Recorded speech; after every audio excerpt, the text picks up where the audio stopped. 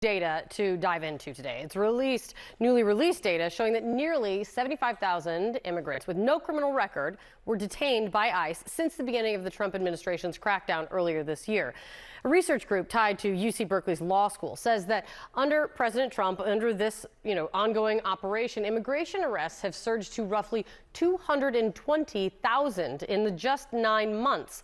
The data comes as ICE activities continue to escalate in many Democratic-led cities. We saw a lot of action in New Orleans and Minneapolis over the weekend. Dozens have already been arrested there. CNN's Priscilla Alvarez has much more on this. What are you gathering from this new data out?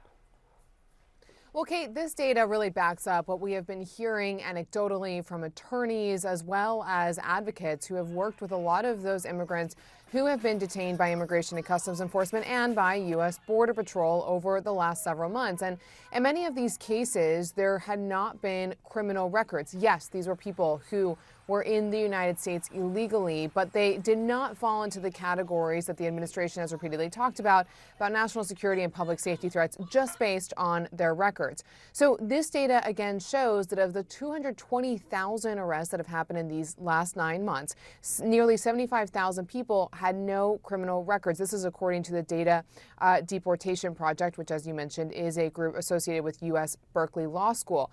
Earlier this summer, though, we had been seeing similar data crop up. That is that less than 10% of immigrants taken into custody since this was October of 2024 had any serious criminal convictions. So this has been a trend that we have been seeing over the last several months. That is